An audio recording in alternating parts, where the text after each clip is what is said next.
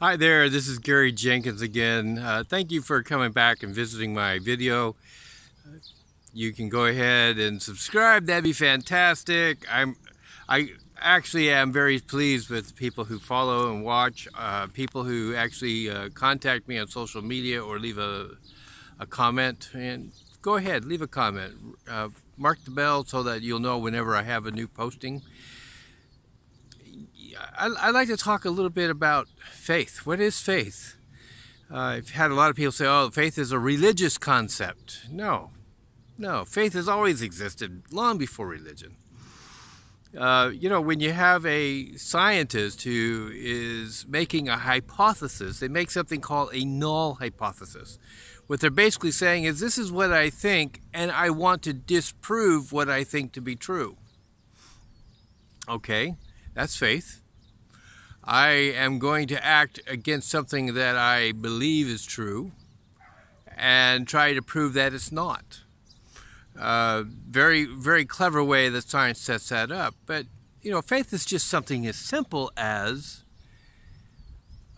a light bulb that doesn't work. You walk into a dark room, you flick on the light, nothing works. You flick the light switch down, turn it back on again, still not working. First supposition, light bulb must be out.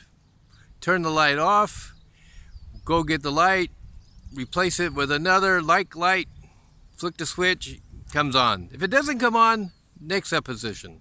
Must be the circuit breaker. Go back to the circuit breaker, check the circuit breaker, make sure that the circuit is clear to the house. Great, it's good. Go in the room, flick on again, light comes on or doesn't come on. We just keep working at it until we finally figure out why the light's not working. Sometimes it can be, does anybody else in the street have electricity? Because they may have cut the power off to everybody. But we always start with a supposition, oh, this light isn't working and it should be.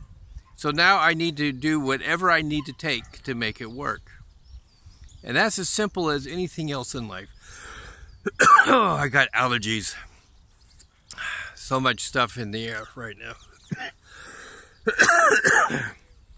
Excuse me, ladies and gentlemen. People say I should edit this stuff out, but I don't know how to edit anything. But the truth of the matter is, you don't get up in the morning and out of bed unless you have an act of faith that something's going to happen today. Otherwise, we just stay in bed. Spent years working in mental health with people who refuse to get out of bed, who refuse to leave their homes because they were worried that the world would end. They had no faith. They had no belief in something positive or better. It was all doom and gloom. In this road from redundancy to something so much better, there's a lot of doom and gloom. When you find out that you no longer have a position, even though for myself I felt this massive elation, it was, what's next? Where do I go? What do I do? Who or what will hire me? What opportunities exist for somebody my age?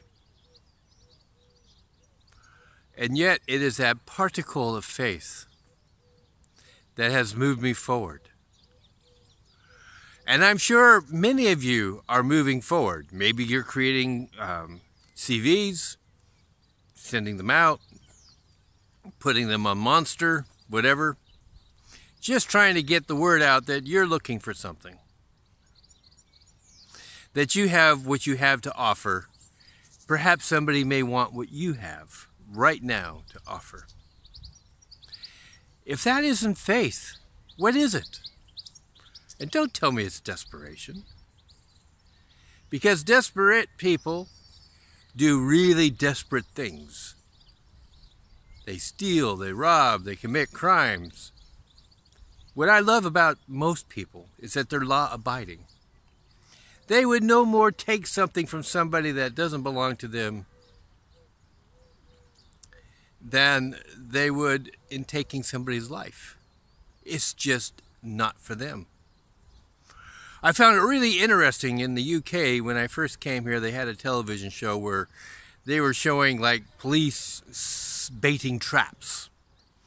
What was a very popular item back then was these traffic street route finders that were based on a GPS system. And they would leave one sitting in the van, and kids would come walking by, and somebody would suddenly say, okay, I'm going to take that. Nobody's around, nobody's watching me. And they would break into the cab, they would take the system out, and all of a sudden the policeman would come out with dogs from the back end of the van and capture the kid. I thought, isn't that interesting? They're only interested in that aspect, that one kid that they were filming. I wonder how many people walked by, saw it, maybe shook their heads saying, well, you know, that guy wasn't really thinking, and kept on walking without a second thought that they would ever want to take it. And that's how most people are. We are all basically good human beings. There's bad apples everywhere. But we're basically good human beings. And we deserve so much better. Well, that's my thought for today. Thank you. Gary, please give me some comments. I appreciate it. Bye.